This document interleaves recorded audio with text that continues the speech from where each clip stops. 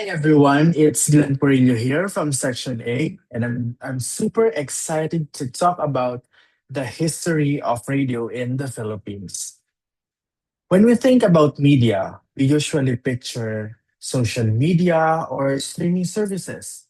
But in the Philippines, one medium has stood the test of time and is super easy to access: the radio.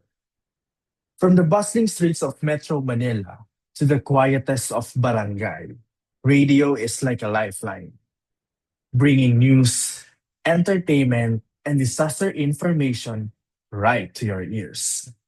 It's always there for every Filipino driver, vendor, and homemaker.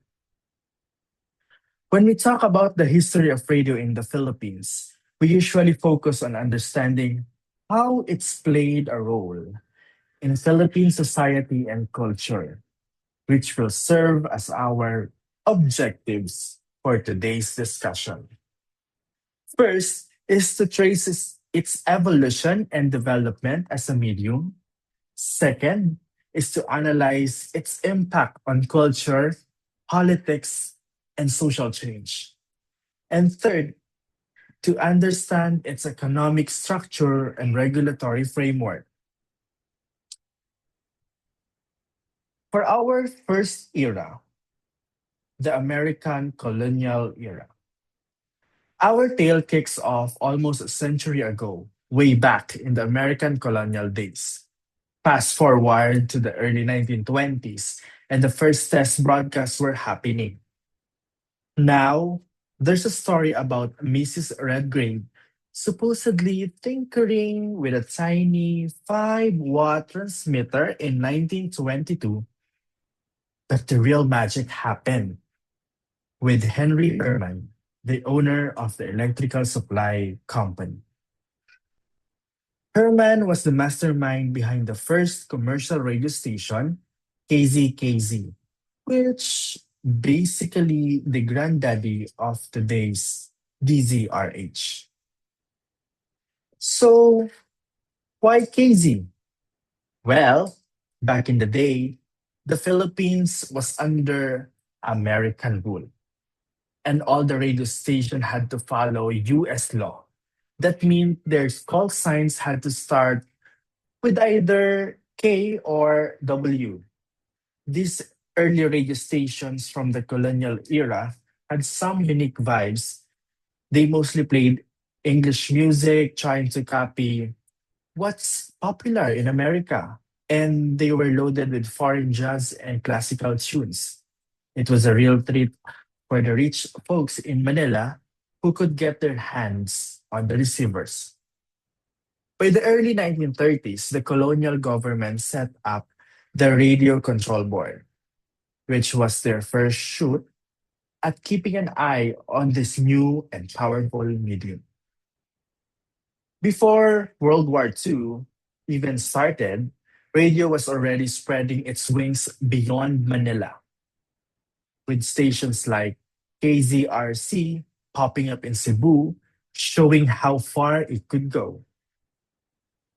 World War III totally flipped the script on radio, turning it from just a fun thing to a tool for both entertainment and resistance.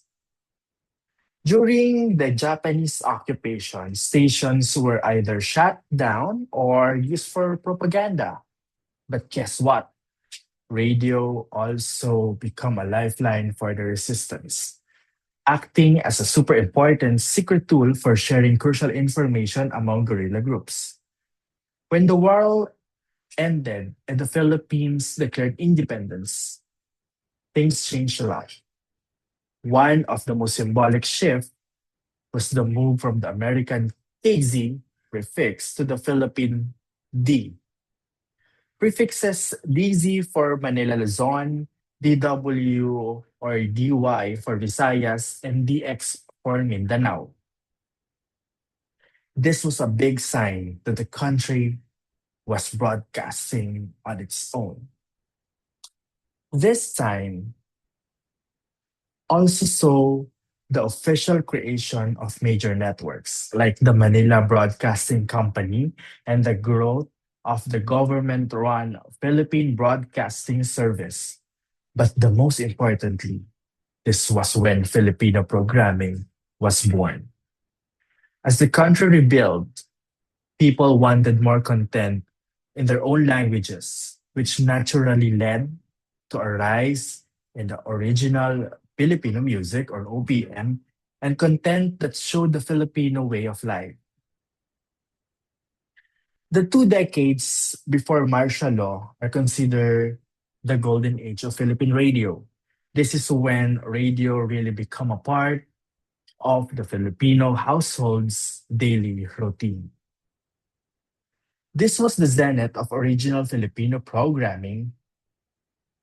Every afternoon, people would gather around the radio set to listen to Radio Novela, the beloved radio soap operas.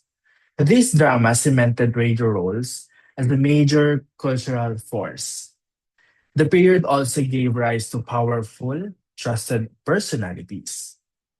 News coverage evolved rapidly with the emerge of formats like Radio Patrol, which offered immediate, on-the-spot reports, a revolutionary concept at the time. We also saw the rise of legendary hosts like Tia Deli Magpayo, who pioneered advice programs and become a household name. The rapid growth also necessitated self-regulation. In 1973, the Kapisanan ng mga Broadcaster ng Pilipinas or KBP was established, a professional regulatory body that remains a pillar of the industry today.